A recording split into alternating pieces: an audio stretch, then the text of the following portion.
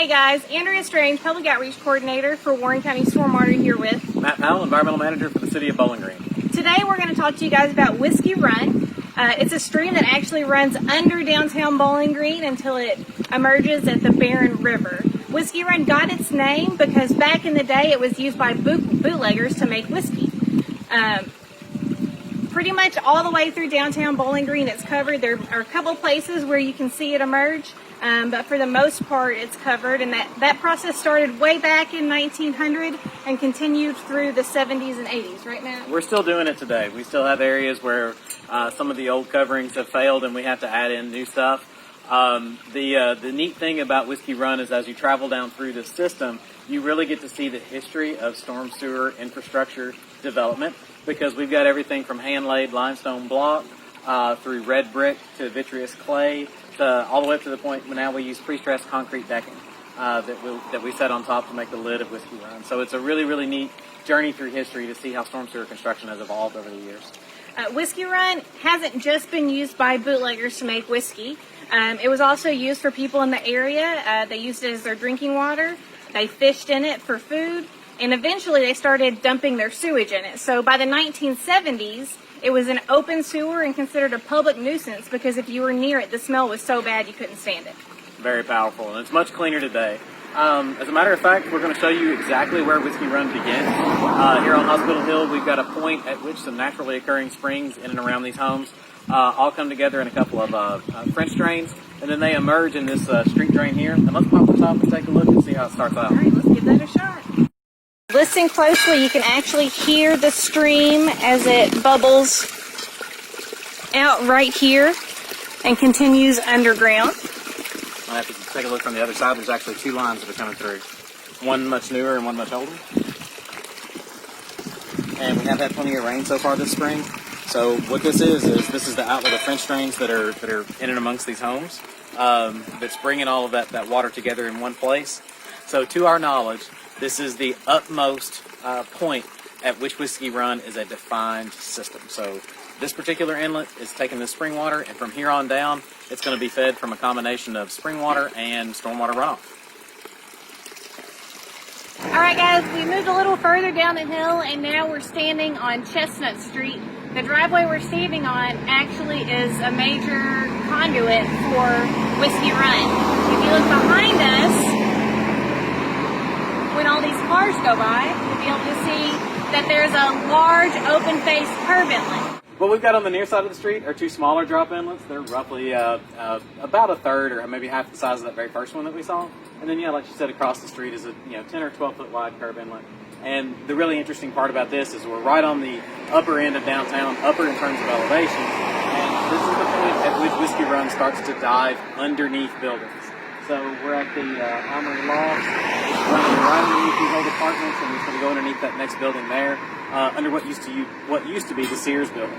And we'll jump a block or two over and kind of show you how this progresses as we go through town. All right, guys, so this is part 3 of our Whiskey Run video. We're in the heart of downtown near the old courthouse between State Street and College Street. We're standing over an old section of the Whiskey Run enclosure. It was actually fully enclosed in the 1930s. And the fun thing about Whiskey Run is the farther downstream we go, the wider, the taller, and the deeper it's going to have to get, because all of the stormwater runoff from all of the parking lots, buildings, and everything in downtown is all headed for this storm sewer. So it's got to get bigger every block we go so that it can carry all that stormwater runoff without causing local flooding. All right, guys, we've moved further downstream of Whiskey Run. We're actually right on 6880. 6880 Louisville Road. Behind us is the Hot Rod Stadium. As I mentioned in our first segment, there are very few places where Whiskey Run is actually exposed and open, and this is one of those places. Yeah, well, we're going to show you in just a second. I'm going to flip the camera around and take you for a bit of a walk. Whiskey Run has come all the way through town. We did a little time lapse of how it gets down here. It comes over by the Justice Center, comes right in front of BGMU, and then crosses the road, pops out right behind where the camera's sitting. So we'll take that with us and turn around a little bit. This is also the first of 2 locations where Whiskey Run is going to receive some quality treatment as it goes along its route. So we'll run around the corner and join you again there. All right, guys, now we are actually standing in historic Whiskey Run. This is a portion that's exposed. This area hasn't been enclosed yet, and that's just because it hasn't been developed yet. Eventually, over time, it probably will wind up with the same sort of treatment that everything upstream of here has. But we started on Hospital Hill. We've all the way past Hot Rod Stadium. Now we're in an open top basin. This basin helps with flood control, but this basin also helps with quality. During the downtown improvements that led to the construction of the ballpark, one of the things that was done here is that a portion of the water that flows into Whiskey Run was diverted.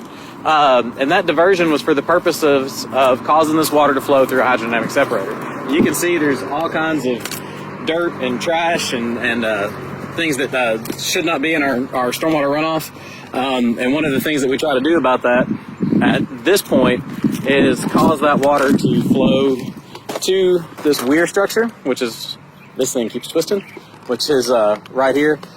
So water flows down and a certain amount of water can't jump over that, and then it's going to wind up flowing into this water quality unit behind me. This is a hydrodynamic separator maintained by the tax increment financing district.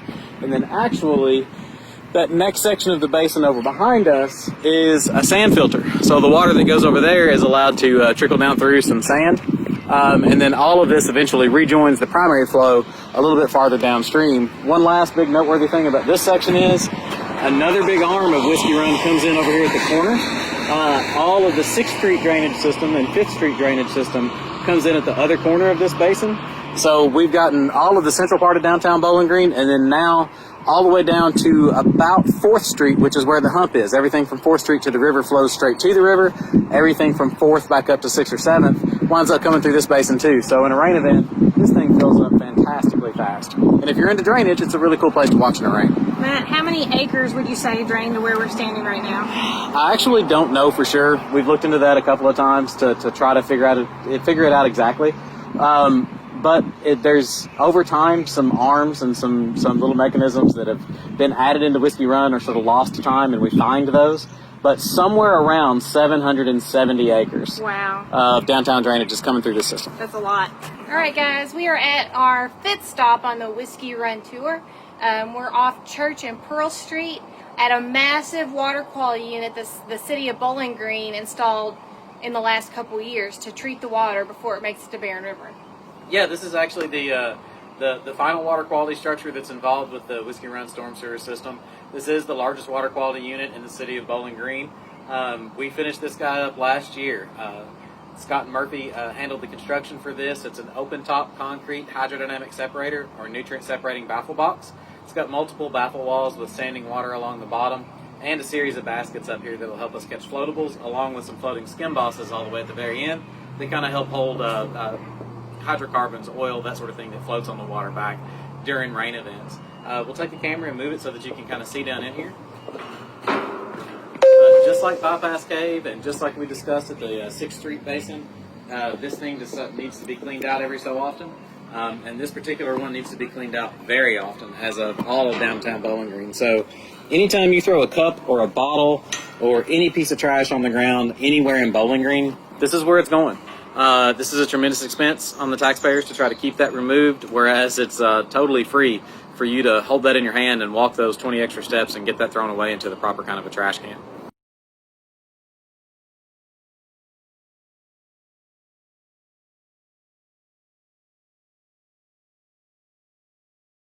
All right, guys, now we're on the other side of the water quality unit. We just came over here to give you an idea of how massive this system is. We call these kinds of things BMPs, or best management practices, and this is the largest one in the city of Bowling Green. We'll try to touch base soon, and we'll show you the largest completely subsurface BMPs in town, the Vortechnics units at Western Kentucky University. But to give you a sense of the scale of this thing, I'm going to run over there real quick. It's huge! Now, Matt's not a tall man, but it's still pretty gigantic, even compared to him. Okay, guys, we're at our final stop on the Whiskey Run tour at the terminus of Whiskey Run, where it enters Barren River. Yeah, after that last hydrodynamic separator, that last BMP that we saw, there's no opportunity to remove any more of the litter or trash or anything. So anything that escapes that unit and makes it this far is probably going to make it on down into the river, and you're going to see that floating on downstream to become an issue for somebody else, the next community down the stream. Of course, Barren River is going to wind up in the Green River and then carry on over into the Ohio. This is a lovely place. This is open to the public. Anybody can come to the greenways down here around Hobson. There's disc golf nearby, and then the Greenways Trail actually goes around that other BMP. And just behind us, there is a concrete walkway bridge over the top of Whiskey Run. So if you're the least bit curious about where all the stormwater from Hospital Hill all the way down to the hospital is going to wind up, it's all going to wind up here. It's coming through Whiskey Run. It's going straight out into the river. It does not get treated other than those two simple devices that we've shown you. So please, please, please remember to keep it clean, Bowling Green. Keep all of that stuff out of our drainways. And you can find out more information at bgky.org/stormwater, under bgky.org, and WarrenCountyKY.gov. Thank you so much. Have a great day, guys.